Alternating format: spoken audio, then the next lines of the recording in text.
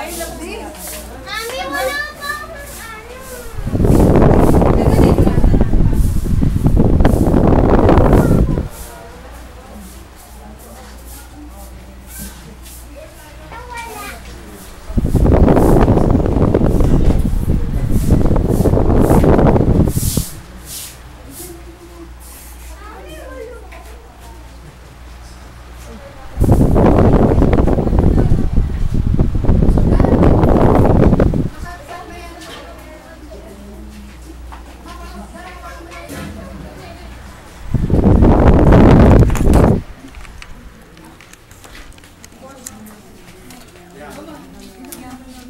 hawak lang yan, ha? Saan? Ikot pa.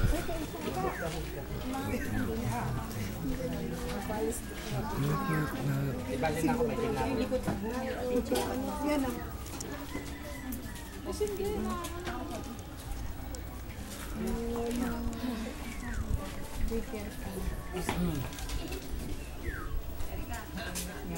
Mahalo ng Ama, ng Anak, ng Espiritu Santo.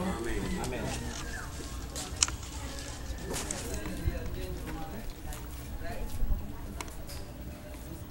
Maghari nawa ang kapayapaan sa tahanan ito, bigyan sa lahat ng maninirahan.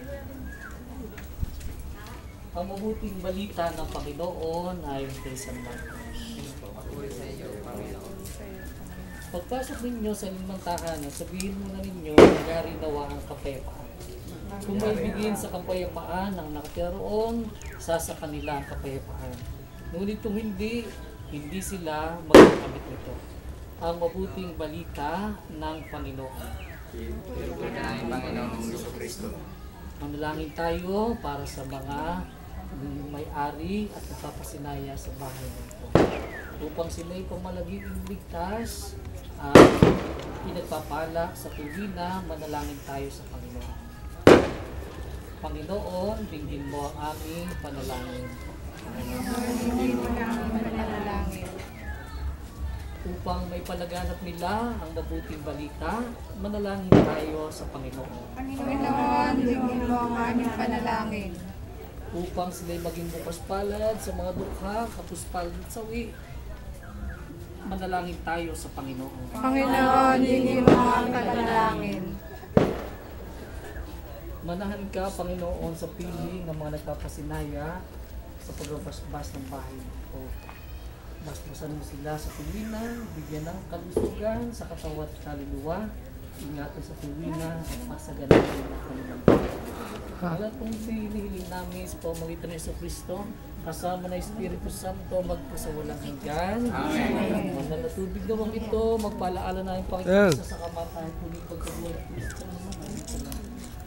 Ama namin, umasa langit ka.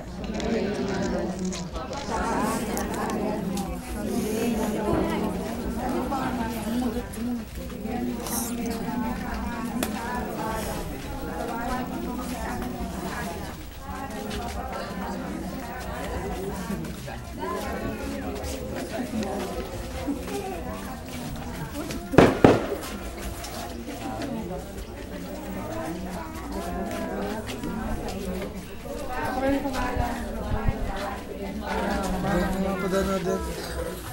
Video lang sila doon sa bag. Tapi din, padana. Ay, video ko lang. Video, padana.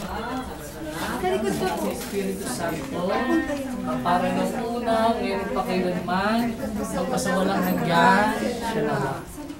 Pakinggan naman. Sa karating na nadaan. Dito na po, inikas ng Father. Binukas niya ang kwarto.